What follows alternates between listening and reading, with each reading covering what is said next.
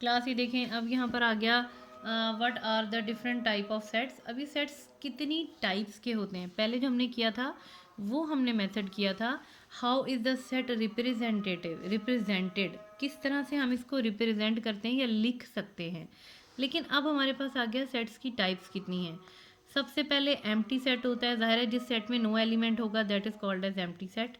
Finite set, finite का मतलब होता है जिसमें हमारे पास लिमिटेड नंबर्स हों, लेकिन आप लिखने में लिए चाहे आप टेबुलर फॉर्म यूज़ कर लें, चाहे सेट बिल्डर फॉर्म यूज़ कर लें या डिस्क्रिप्टिव फॉर्म जिस मर्जी वे में लिखें, लेकिन उसके सेट की एक लिमिट होती है, यानी उसका एंडिंग नंबर, शुरू का नंबर हमें सब पता है, उसे बोलते हैं फिनिट। इनफिनिट कौन सा होता है, ये देखें जैसे यहाँ पर लिखा हुआ है 11 12 13 14 अप टू सो ऑन का मतलब है हमें इसका एंड नहीं पता, this is called as infinite set. अब आगे आपके पास आ गया disjoint set, sets which have no common element, देखिए कितना क्लियर लिखा हुआ है, अब इन दोनों सेट्स में कोई कॉमन एलिमेंट नहीं है, so this is called as disjoint set.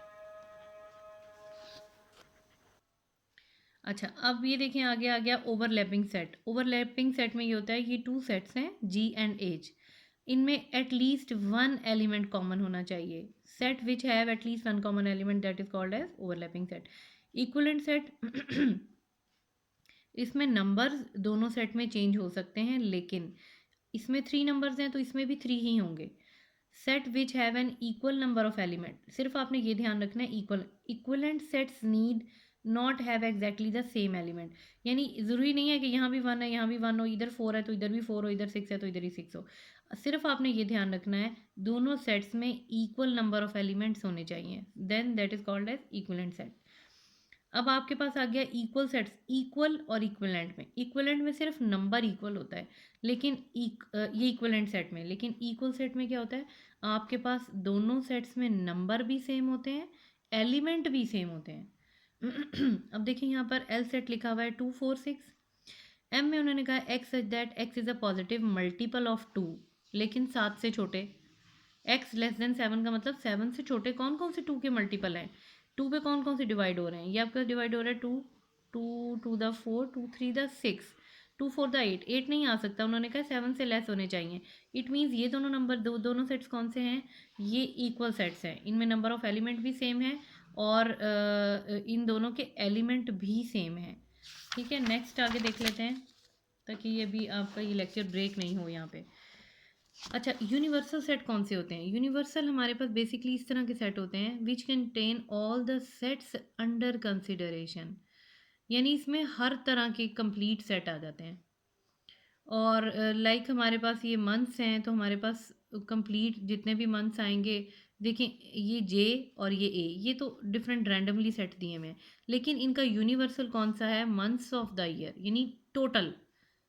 ठीक है, इसे बोलते हैं यूनिवर्सल सेट। अब आ गया आपके पास सबसेट, सबसेट हमारे पास कौन सा होता है, a set that is fully contained in a bigger set, the bigger set is called.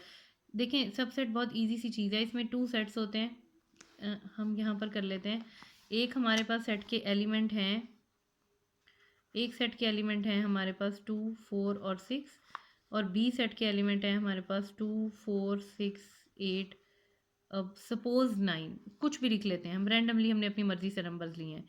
अब यहाँ पर इन्होंने ये कहा है set that is fully contained a bigger set, तो जाहिर है कौन सा सेट होगा, set B is a subset.